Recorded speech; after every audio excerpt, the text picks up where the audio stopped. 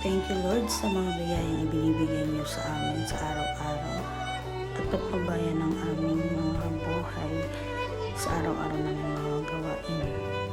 Maraming salamat po sa mga biyaya. Dear God, lahat po ng ito ay ibabalik namin sa inyo.